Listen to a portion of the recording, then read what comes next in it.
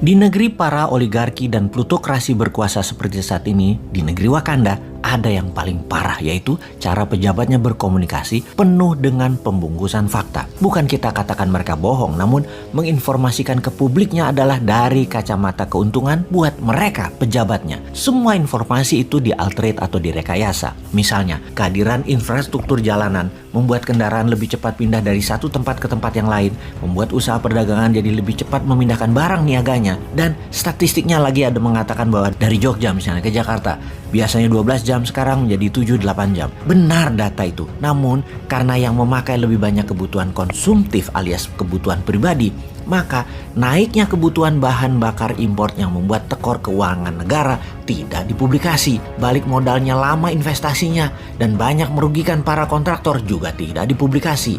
Ini maaf loh ya, cuman kritik bukan niat nyinyir, karena kita ingin memperbaiki cara bernegaranya, terutama komunikasi ke publik agar menjadi jujur, agar membuat masyarakat pintar, bukan membuat masyarakat bodoh. Kita semua tahu deh bahwa ada pejabat-pejabat di negeri yang saat ini memang disarankan mau jualan diri untuk menjadi kandidat presiden di tahun 2024 yang memang diprogram dan ditarget. Mereka itu salah satunya adalah SM, AH, ET, dan beberapa orang lagi yang didorong dan direstui untuk maju ke 2024. Karena itu mulailah siapapun, bukan para menteri incumbent tetapi para pejabat, mulailah menggunakan fasilitas jabatan untuk menjual diri kesuksesan, sampai award pun dibeli pakai anggaran Pemda dan anggaran departemen. Gak peduli mereka. Jadi apa yang mereka lakukan? Ya mengelola data ke publiknya demi kepentingan mereka, yaitu semua hal dibuat dramatis sampai lebay, bahkan over berlebih-lebihan sekalipun. Gak peduli mereka, toh rakyatnya bodoh. Misalnya kasus penerimaan pajak kali ini ya,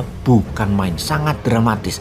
Kalah drama Korea, sangat bersejarah. Terlampir fakta, data, target pajak dan pencapaiannya di setiap tahunnya. Di 2016 targetnya 1,539 triliun, realisasinya 1,284 triliun. 2017 targetnya 1,45 triliun, realisasinya 1,339. Tahun 2018 targetnya 1,424 triliun, realisasinya 1,315. Tahun 2019 targetnya 1,577, realisasinya 1,332 triliun. Tahun 2020 targetnya 1,198 triliun, realisasinya 1,069.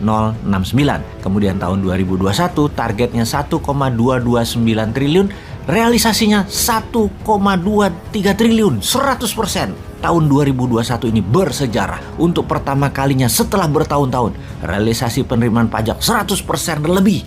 Keren ya. Jadi kalau kalimatnya melihat sepotong, 2021 targetnya 1,229 triliun, realisasinya adalah 1,23 triliun, 100%. Itu prestasi.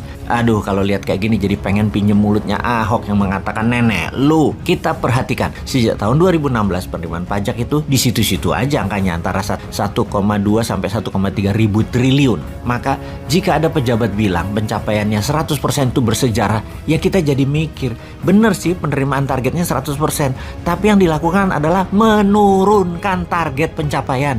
Di tahun 2016 targetnya adalah 1,539 ribu triliun. Di tahun 2021 turun target menjadi 1,229 triliun. Biar terlihat prestasi, menggunakan strategi yang tepat adalah lower the standard atau turunkan targetnya.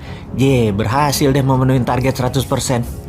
Kalau mau lebih berprestasi, nanti tahun 2022 target turunin pajaknya jadi 1.000 triliun aja. Langsung pertama kali dalam sejarah kelebihan menerima pajaknya. Gue mangkel kalau udah kayak gitu tuh. Tapi ada satu hal yang saya apresiasi, yaitu para petugas pajak di bawahnya yang memang bekerja ekstra keras dan patut diacungi jempol.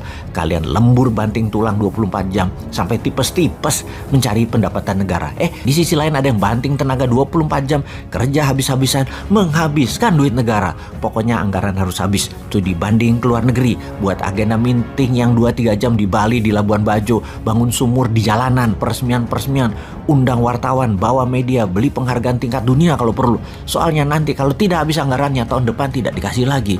Sungguh, itulah sisi belanja yang tidak bisa ditekan, malah dihambur-hamburkan untuk hal yang tidak produktif. Belanja negara ternyata tidak bisa dikurangi, malah naik.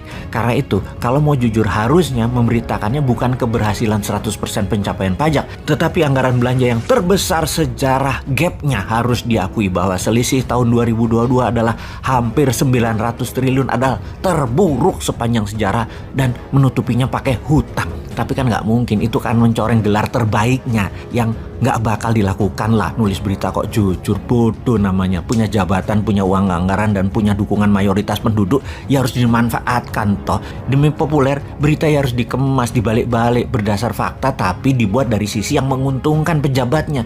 Demi 2024, herannya masyarakat pendukungnya masih mayoritas. Kalau kita memberitahu kebenaran yang sebenarnya, dikatakan anti pemerintah. Cuk, ini nggak anti pemerintah, ini anti pembalikan fakta yang tidak mendidik utekmu.